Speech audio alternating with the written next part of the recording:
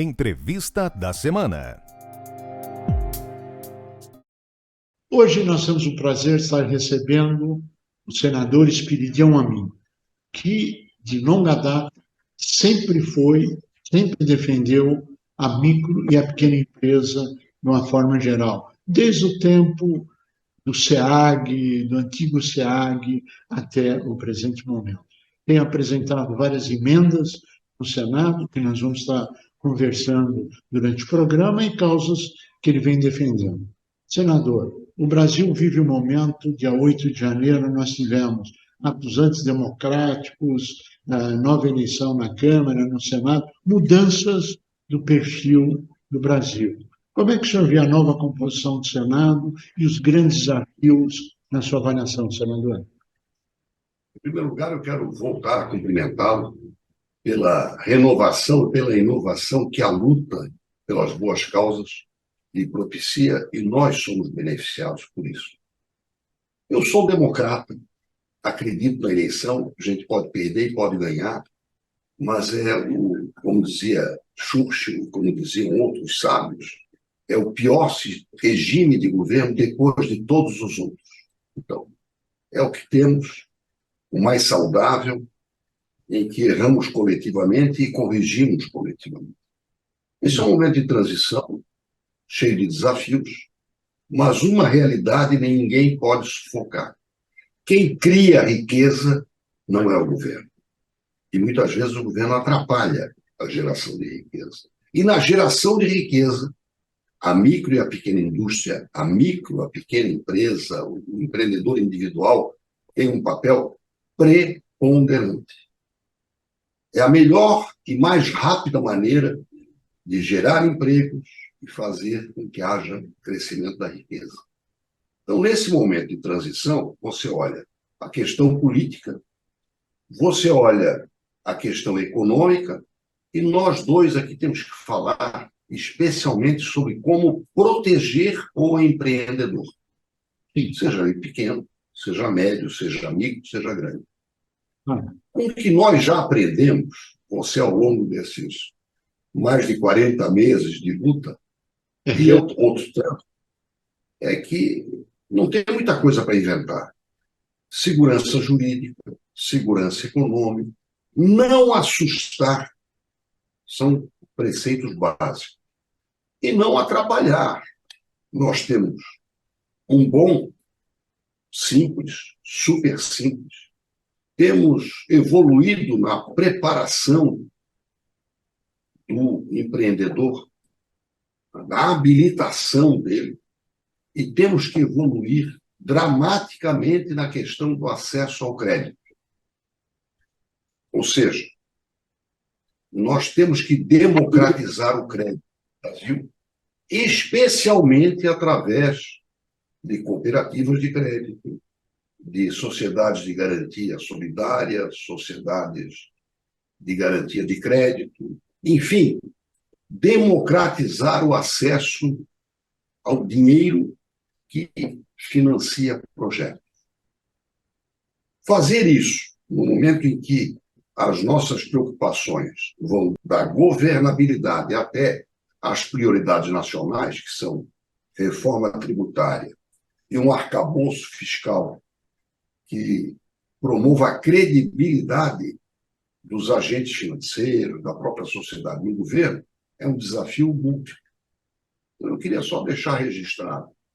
Número 1, nós estamos propondo a criação, já aprovamos, na Comissão de Assuntos Econômicos no fim do ano, e agora vai para o plenário, a Frente Parlamentar de Apoio ao Microcrédito e a Microfinanças. O Brasil tem que evoluir na criação desses mecanismos que facilitem o pequeno, o micro, seja industrial, seja de qualquer ramo de negócios, ao crédito. No tocante à reforma tributária, nós temos que nos empenhar para não perdermos as nossas conquistas, estabelecidas na própria Constituição, para o tratamento preferencial e prioritário para o pequeno e micro empresários. E lutarmos para que o governo amplie a sua credibilidade com um arcabouço fiscal que seja crível, em que nós possamos acreditar, e organizarmos cada vez mais o acesso ao crédito. A pandemia nos ensinou muito em matéria de dificuldade para que o pequeno chegue ao dinheiro e que o dinheiro chegue para o seu empreendimento. Aliás, Você vê que só como informação, a nossa pesquisa demonstra a nível nacional que menos de 8% das empresas tiveram acesso ao Pronamp. Menos de 8% de toda a micro e pequena empresa no território nacional. Então, senador, esses desafios estão aí colocados. O que mais? Então, veja bem, na pandemia, né, veja, dos valores destinados pelo governo, por exemplo, através do Pronamp, 38 bilhões de reais como garantia, na prática, isso resultou num valor total de empréstimos de menos de 40 bilhões. Ou seja, praticamente os bancos emprestaram aquilo que era a garantia do governo. Sim, O que mostra que não são instrumentos.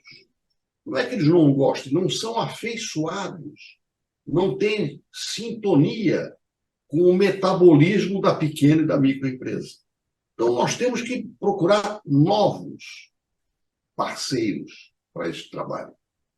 senador, o senhor apresentou uma emenda impedindo ou solicitando que fosse excluída a proibição hoje existente das empresas recorrerem ao CARF que devem menos de 1.000 salários mínimos. Fale um pouco a respeito, por favor.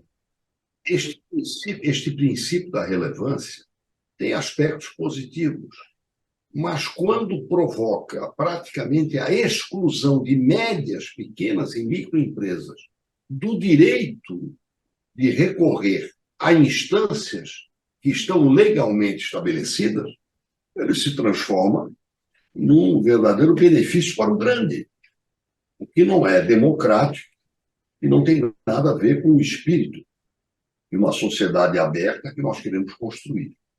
Sorte que eu apresentei emendas a respeito desse assunto e vou defender na apreciação da medida provisória 1160 que este princípio da relevância não resulte na praticamente proibição na prática, né, de se requerer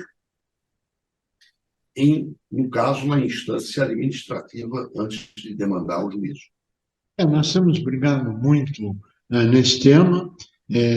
Fizemos questão de trazer o senhor para falar da sua emenda, da importância, do apoio que tem dado à micro e pequena. Eu queria agora perguntar, senador, este novo perfil do Senado, ele está mais conservador, ele está menos conservador? Como será a interlocução do Legislativo com o Executivo na sua avaliação, senador? Teoricamente, pela divulgada biografia dos eleitos, ele é conservador e liberal, o que nos interessa. Sim. Ou seja, a maior parte dos eleitos proclama reconhecer que quem gera riqueza não é o governo.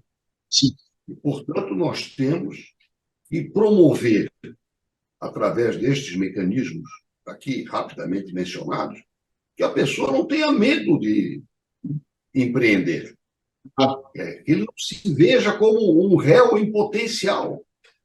Né? Que ele seja visto como alguém que vai mexer na alavanca, vai procurar pontos de apoio para que a economia avance e a sociedade também. É assim que o Brasil tem avançado. E todas as nações bem-sucedidas do mundo nos dão isso como exemplo para confirmar a nossa vocação. E a interlocução do Senado com o Executivo e com a Câmara deverá ser harmônica na sua avaliação, senador? Eu acho que nós estamos recuperando uma regra por exemplo, no caso da apreciação das medidas provisórias, que vai nos obrigar a trabalhar mais Sim. naquilo que se chama, né, o esforço para criar boas leis, que se chama legística. Nós temos uma lei complementar que dispõe sobre a legística, ou seja, a elaboração de leis que sejam claras, que tenham dispositivos que queiram dizer claramente o que pretendem, chama-se univocidade, quer dizer, todo mundo que lê vai entender isso. E leis que peguem, ou seja, que venham ao encontro de uma necessidade real, no nosso caso aqui, da economia, do empreendedor e do consumidor. Senador, a nossa última colocação, que infelizmente chegamos ao final do tempo e adoraríamos continuar muito conversando com o senhor e com todos os telespectadores e participantes, é o aumento do teto do Simples. Como é que o senhor vê isso? Isso é um confisco, né? O que está sendo feito é um confisco.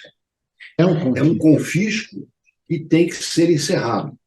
Quando ele cria um teto irreal, ele primeiro favorece os escapismos, né? As formas de elisão, de filhotismos de empresas, o que é uma coisa desnecessária.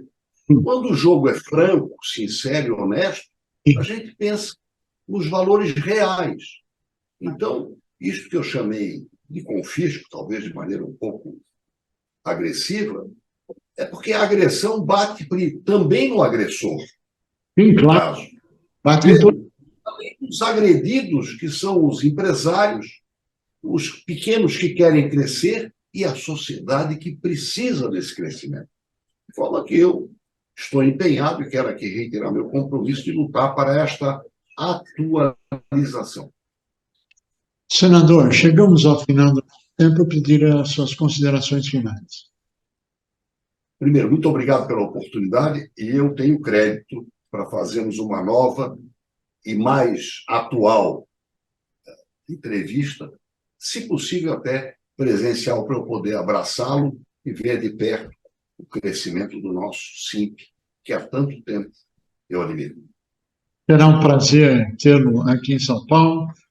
Recebê-lo nos nossos estúdios será uma grande honra e temos certeza que podemos contar com o senhor como um defensor que sempre foi, está sendo e tenho certeza que continuará sendo defensor da micro e da pequena empresa. Senador, muito obrigado pela sua participação.